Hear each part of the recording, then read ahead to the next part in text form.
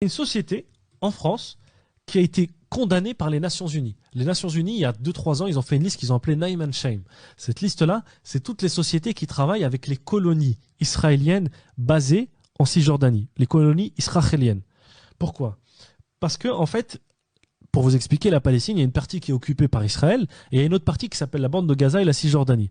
Ces parties-là, selon le tracé qu'on appelle de 1947 ou de 67, pardon, ces parties-là, ce sont les parties qui appartiennent aux Palestiniens arabes. Sauf que dans ces parties-là, ça c'est ce que le monde, entre guillemets, il s'est mis d'accord dessus. C'est les Nations Unies, elles ont dit ça. Sauf que les Israéliens, ils sont encore partis encore plus loin, de plus en plus loin, au point où ils sont allés jusqu'à demander à ce que ces gens-là, eh ben ils arrêtent ils sont allés jusqu'à prendre des territoires en Cisjordanie. Et ces territoires en Cisjordanie, c'est ce qu'on appelle les colonies illégitimes et illégales, interdites.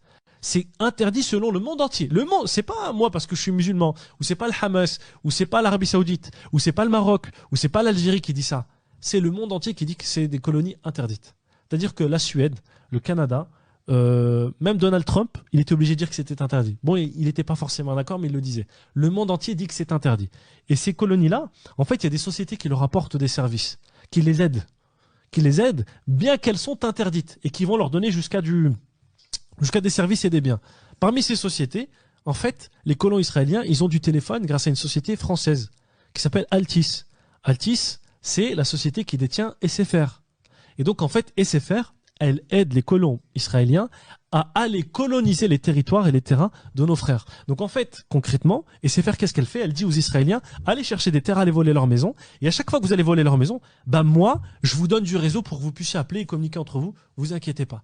Et ça, les Nations Unies nous disent que c'est une honte. C'est même pas moi en tant que musulman, c'est même pas, comme je vous disais, l'imam ou le Hamas ou je ne sais qui, c'est les musulmans qui le disent. Donc concrètement, nous en tant que musulmans, on peut très bien, si on est chez SFR, changer d'opérateur.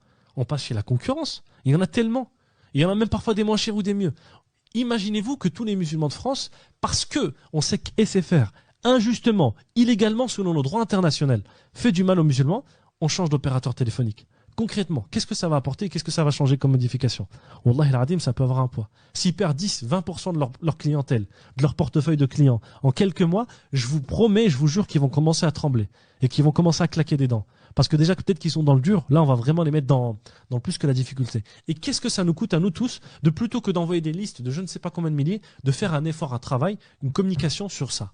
Le fait de boycotter SFR. Boycotter SFR, boycotter SFR, boycotter SFR, et que tout le monde travaille. Là, on est combien? On est presque 1000 pendant le live.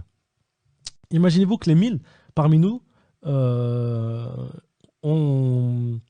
on décide de commencer d'arrêter de boycotter SFR et en plus de ceci, on prévient les gens autour de nous. C'est pas compliqué. C'est pas comme demander à un jeune qui kiffe McDonald's et Nike et Coca, etc., de lui demander de changer. Arrête de boire du Coca, Cola, bois du Cola de Lidl. Il va dire ouais, mais ça n'a pas le même goût. Arrête de manger McDo, mange le kebab. Il va dire ouais, mais c'est pas le même goût, etc. Les fiches, c'est trop bon. On les connaît toutes ces. On est jeunes comme vous, on les connaît toutes ces entre guillemets toutes ces disquettes.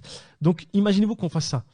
Le boycott des SFR, wallahi, ça peut marcher. Et ça peut avoir un impact réel, crédible, tangible, et on va envoyer un message international. Wallahi, si on le fait, le monde entier va nous regarder.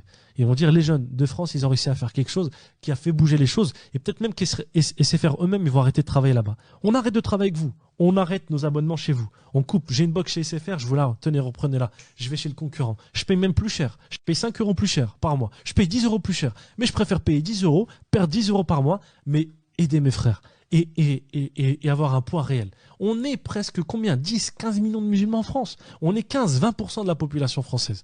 On est même ceux qui consomment le plus. Donc concrètement, wallah, si on le fait, ça peut être quelque chose de vraiment extrêmement utile.